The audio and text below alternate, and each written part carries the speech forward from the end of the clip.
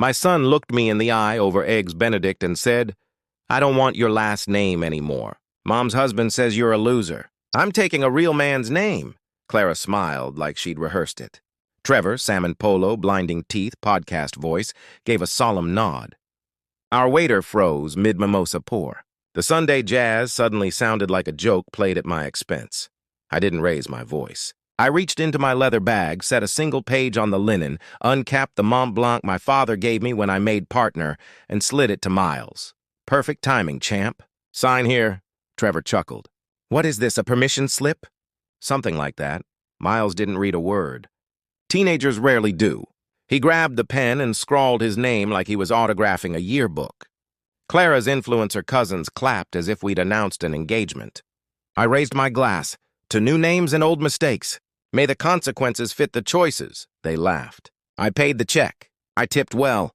I hugged my son and felt his shoulders stiffen, the reflex of a 17-year-old allergic to public affection. Then I walked to my car and texted my attorney Marcus, "Execute Clause 17.4. Immediately, are you certain?" He wrote, "I have never been more certain." Here's what none of them knew. That signature wasn't symbolic. Years ago, right after Clara's spiritual retreat turned into a 6-month affair, I asked Marcus to bury a voluntary name severance clause deep in the Caldwell family trust. Change your name. Lose your inheritance. No drama, no second chances. Just cause, effect. That night, I opened the Caldwell legacy system. Fingerprint, retina, passphrase. Access granted. Miles's profile card glowed on the dashboard. Trust value $47,382,000. College fund. Property allocations. A vote on family council decisions. A life preloaded.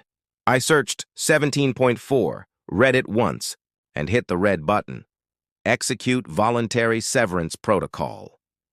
The screen ticked through its checklist with the cheerfulness of a coffee maker. Verify signed waiver. Confirmed. Identity match, Miles Henry Caldwell. Coercion indicators, none. Enforceability, valid. Freezing trust account, complete. Revoking scholarships, complete. Canceling property allocations and voting rights, complete. Removing beneficiary status, complete 90 seconds to undo 17 years of planning. His profile dimmed to grayscale. Status, severed descendant. Entitlements, void. I poured a scotch. I slept well. By evening, the internet had made Miles a minor folk hero. He posted a photo in Clara's driveway wearing a tank top that read, "Self-made." Caption, "Finally dropped that loser's name. Taking Trevor's. Time to build my legacy, not ride someone else's. New beginnings." Real man. 1,200 strangers applauded. Clara left 3 red hearts.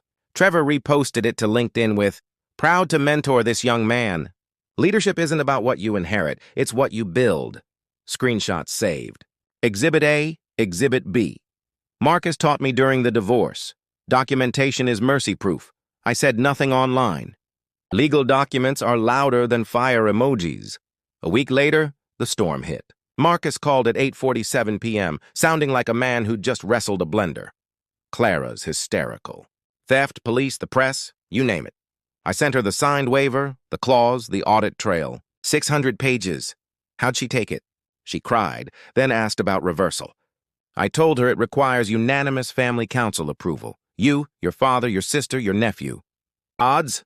Worse than lightning and aliens on the same day? He paused. Harold, do you still love him? Of course. Love doesn't erase consequences. Silence. Fair? Tell Clara, I added, if Miles wants to talk reinstatement, he calls me himself. No intermediaries. Man to man, if he's such a real man. Saturday morning, my front gate camera pinged. Clara's white SUV idled before iron bars that no longer recognized her code. She leaned on the horn. Miles slumped beside her in a hoodie, the uniform of a kid learning what irreversible feels like. Right on cue, Mrs. Davenport, 83, immaculate, appeared with her miniature poodle. Is Harold home? Clara chirped, voice half an octave too high. Oh dear, Mrs. Davenport said, delighted to be the oracle. He moved weeks ago. Such a gentleman about the movers. Clara blinked. Miles pressed his face to the gate. He's really gone. They drove away. I rewound the footage and watched it again. Petty, yes. Satisfying, absolutely. At my nephew's engagement party, rooftop, string lights, a jazz quartet, Miles arrived alone, sneakers with dress pants, trying to look unbothered. A man in a gray suit approached, handed him a manila envelope and left. Inside, copy of the waiver, an itemized list of everything he'd forfeited, and a note in my hand on Caldwell letterhead. Blood matters. Names carry the weight. You gave yours away. The quartet faltered. Conversations paused. My father stood, looked at Miles with a grief I felt in my bones, and walked out without a word. No scene, just the sound of expensive shoes on stone. It wasn't just money, it was erasure. The invitations thinned. The internship evaporated. The family scholarship withdrew with a polite letter. Eligibility limited to Caldwell descendants in good standing. Even Trevor's buddy softened into a distant man. Mentors are loudest when the check's clear. 6 weeks later, Miles texted, "Dad, I'm sorry. Can we talk?" I didn't respond. Silence teaches longer than lectures. 2 weeks after that, he found me at the botanical garden, pruning roses in the cool morning. "I didn't mean it," he said. It was a stupid moment. "Can I change it back? The name, everything?"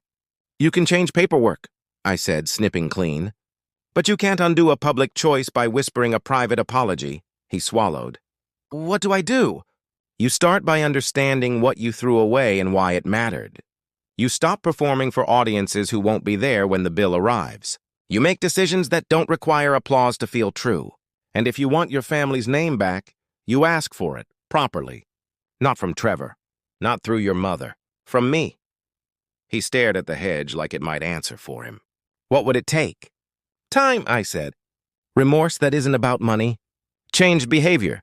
Independence from all of it. Public mistakes earn public amends. And you stop calling your father a loser to strangers on the internet." He looked smaller then, 17 again, not the swaggering boy in the tank top. "I miss Grandpa." "So do I." A breeze moved through the garden. Somewhere a sprinkler hissed on. I handed him the shears. "Start here," I said. "Cuts should be clean and deliberate.